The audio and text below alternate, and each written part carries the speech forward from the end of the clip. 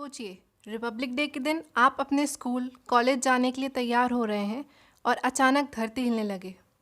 कुछ याद आया? ऐसा ही कुछ हुआ था 26 जनवरी 2001 में, जब गुजरात में भूकंप आया था, जिसकी तीव्रता 7.7 नापी गई थी रिक्टर स्केल पर। और इस आपदा में 13,805 लोगों की जान गई थी। हेलो दोस्तों, वेलकम टू ज्ञानधारा। आज हम बात करेंगे सबसे अप्रत्याशित आपदा भूकंप के बारे में, यानी अर्थक्वेक के बारे में। पृथ्वी की सतह के हिलने को भूकंप या भूचाल कहा जाता है।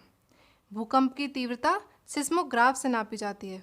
यह पृथ्वी के स्थल मंडल यानी लिथोस्फीयर में ऊर्जा के अचानक मुक्त हो जाने के कारण उत्पन्न भूकंपीय तरंगों की वजह से होता है। भूकंप बहुत हिंसात्मक हो सकते हैं। जब एक बड़ा भूकंप ऊपरी केंद्र यानी एपिसेंटर अपतटीय स्थिति में होता है, यह समुद्र के किनारे पर पर्याप्त मात्रा में विस्थापन का कारण बनता है, जो सुनामी का कारण है। भूकंप के झटके कभी कभी भूस्खलन और ज्वालामुखी गतिविधियों को भी पैदा कर सकते हैं। अगर हम पिछले 2 दशकों की बात करें तो भारत उपमहाद्वीप ने कई बड़े भूकंप देखे हैं, जो आप मैप में देख सकते हैं। जिनमें से एक 19 साल पहले गुजरात में आया था, जिसकी बात हमने वीडियो की शुरुआत में की थी, और दूसरा 2015 में भरतपुर नेपाल में आया था, जिसकी तीव्रता 7.8 मापी गई थी और इसने बहुत ज़्यादा तबाही मचाई थी। भूकंप का अहम स्रोत प्लेट टेक्टोनिक्स में हलचल है। प्लेट टेक्टोनिक्स एक वैज्ञानिक सिद्धांत है जो पृथ्वी के स्थल मंडल में बड़े पैमाने पर होने वाली गतियों की व्यवस्था प्रस्तुत करता है। साथ ही महाद्वीप, महासागरों और पर्वतों के धरातलीय उचावच के निर्माण तथा भूकंप और ज्वालामुखी घटनाओं के भौगोलिक वितरण की व्याख्या प्रस्तुत करने का प्रयास करता है। इस सिद्धांत के अनुसार पृथ्वी की ऊपरी लगभग 80 से 100 किलोमीटर मोटी परत, जिसे थलमंडल यानी लिथोस्फीयर कहा जाता है, और जिसमें भूपर पट्टी और भूप्रवार के ऊपरी हिस्से का भाग शामिल है, कई टुकड़ों में टूटी हुई है, जिन्हें प्लेट कहा जाता है। इन्हीं प्लेटों के गतिशील होने से पृथ्वी के वर्तमान धरातलीय स्वरूप की उत्पत्ति और पर्वत निर्माण होता है। भूकंप इन प्लेटों की सीमाओं पर ही आते हैं और ज्वालामुखी भी इन्हीं प्लेटों की सीमाओं के सहारे पाए जाते हैं। इसी सिद्धांत के अनुसार पृथ्वी की ऊपरी परत के रूप में स्थित थलमंडल, जिसमें क्रस्ट और ऊपरी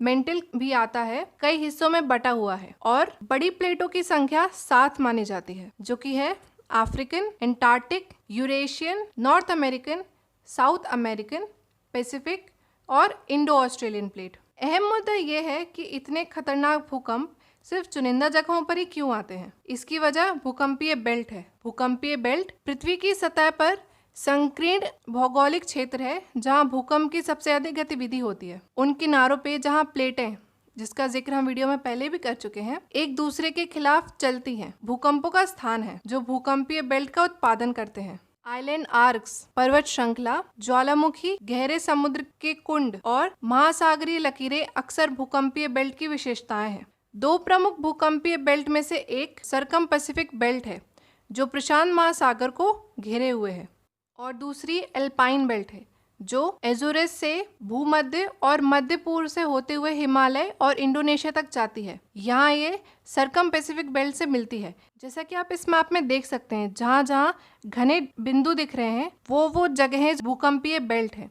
इन्हीं जगहों पर ज़्यादातर भूकंप आते हैं और ज़्यादातर सक्रिय ज्वालामुखी भी इन्हीं बेल्टों के किनारे स्थित है। भूकंप का पूर्व अनुमान लगाना और उसकी सटीक भविष्यवाणी करना बहुत कठिन है, पर हाल ही में सी फ्लोर पर हलचल का पता लगाने के लिए गूगल अपने भूकंप और सुनामी चेतावनी प्रणाली का परीक्षण कर रहा है। इन केबलों का उपयोग महाद्वीपों में डेटा और इंटरनेट ले जाने के लिए किया जाता है। ट्रांसमिशन के दौरान प्रकाश की ध्रुवीकरण यानी पोलराइजेशन की स्थिति बदल जाती है जब यह केबल के साथ यांत्रिक गड़बड़ी का सामना करता है, मतलब कोई भी एक्टिविटी का सामना करता है। इन गड़बड़ियों को ट्रैक करके भूकंपीय गतिविधि का पता लगाया जा सकता है।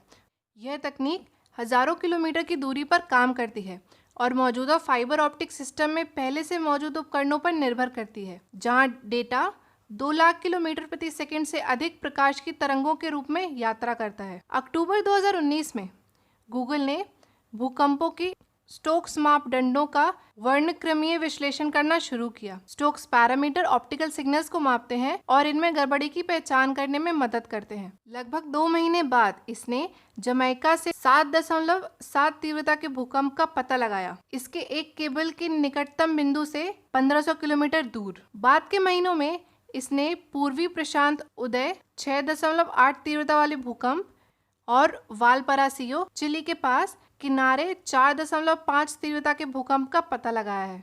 भूकंप का पता लगाने वाले आंकड़ों का विश्लेषण करने के बाद कैलिफोर्निया इंस्टीट्यूट ऑफ टेक्नोलॉजी के डॉक्टर जोगवैन जॉन ने दिखाया कि तकनीक समुद्र में दबाव के बदलाव का पता लगाकर सुनामी की भविष्यवाणी करने में भी मदद कर सकती है। गूगल ने कहा, जब भूकंप के केंद्र के पास केबल चलता है तो सुनामी चेतावनी प्रणाली, जो कि प्रकाश की गति से डेटा प्रसारित करती है, मिलीसेकंड में संभावित रूप से प्रभावित समुदायों के लिए चेतावनी का संचार कर सकती है। गूगल के भूकंप का पता लगाने के दृष्टिकोण में वैज्ञानिकों की मदद से जटिल भूकंपीय आंकड़ों की समझ शामिल है, क्योंकि विभिन्न भूकंप विभिन्न तरंगों जैसे कि परिमाण, स्थान और इसी तरह के विभिन्न तरंगों का उत्पादन करते हैं।